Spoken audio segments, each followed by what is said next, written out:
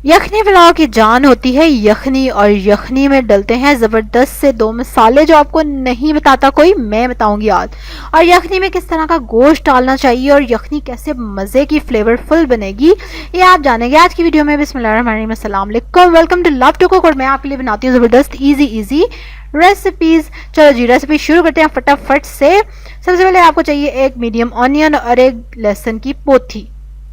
साथ ही इसमें हम डाल देंगे वो पोटली में सीक्रेट मसाला बांध के, और गोश्त डाल देंगे। इसके लिए आपको मछली का गोश्त चाहिए, बोंग का गोश्त चाहिए, साथ हड्डी हो जिसके और उसके अंदर मिख हो। ठीक है।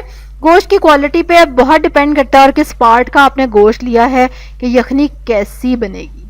और जो सीक्रेट मसाला है वो मैं आपको बताऊंगी वीडियो में आगे जाके। जो लोग गेस करना चाहते हैं बिल्कुल गेस करके कमेंट्स में लिख सकते हैं कि मैंने मलमल के कपड़े में क्या बांधा है।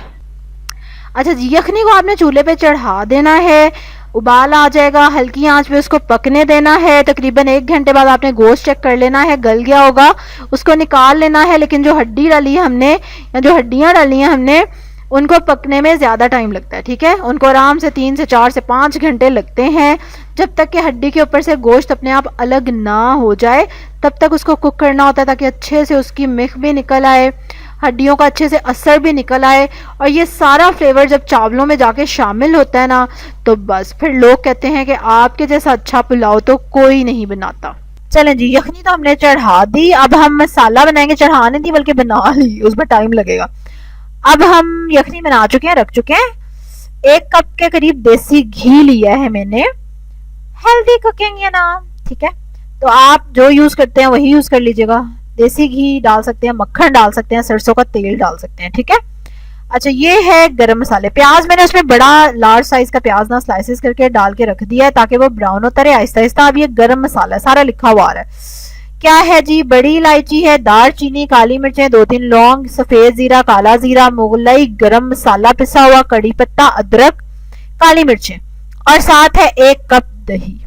मुगलई गरम मसाले की रेसिपी इंशाल्लाह जल्दी मिल जाएगी आपको। 2 बड़े टमाटर हैं जिनको मैंने कुट लिया है क्योंकि मैंने फ्रीज किए हुए थे। आपने नहीं किए होंगे तो आप काट लीजिएगा। ये देखें, प्याज हमारा जबरदस्त सा ब्राउन होना शुरू हो गया। जिनको अपने चावलों का कलर डार्क चाहिए ना थोड़ा सा, तो वो चावलों को, प्याज को थोड़ा सा ज्यादा ब्राउन करेंगे। ठीक है, तो फिर ही वो कलर आएगा, और पास बैठ के करेंगे वरना वो जल जाएगा, तो फिर जले हुए का कलर तो छोड़े जायका आएगा।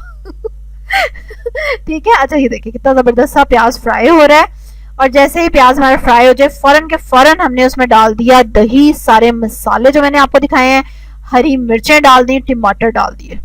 समझ आई, सब कुछ चला गया अंदर। और अब इसको हम फ्राई करेंगे तब तक जब तक कि ये घी छोड़ दे। जब ये घी छोड़ देगा तो इसमें मैं यखनी शामिल कर दूंगी 8 ग्लास, क्योंकि 4 ग्लास चावल हैं, मैं नाप के हमेशा डालती हूँ।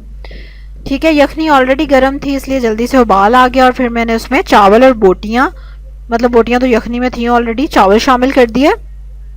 और अब इसको मैं तेज आंच पे पकाऊंगी जब तक कि पानी थोड़ा सा कम रह जाएगा। इस स्टेज पे आप नमक चख सकते हैं, यखनी में भी हमने नमक डाला हुआ है, और उसके बाद हमने मसाले में भी थोड़ा सा नमक डाला है, तो अभी आप नमक चख लेंगे चम्मच से, अगर कम लगेगा तो और डाल देंगे। तेज आंच पे आपने पकाने हैं अब चावल अच्छी तरह से, ताकि वो खूब मतलब पकते हुए नजर आए। ये देखें, और खुला बड़ा बर्तन लेना आपने।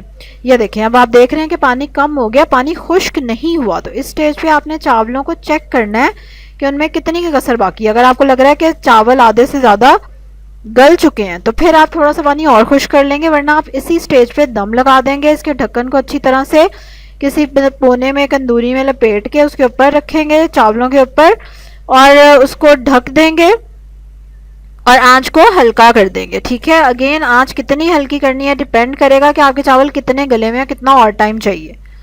ठीक है, लेकिन खैर आंच लो ही रहेगी, मीडियम लो रहेगी, या उससे भी थोड़ी सी और कम हम कर देंगे, बिल्कुल हल्की दम वाली आंच जो होती है ना। और उसके बाद आप इसको 5 से 6 मिनट तक का दम देंगे, और उसके बाद ये देखें दम खुला, और ये देखें दम खुला।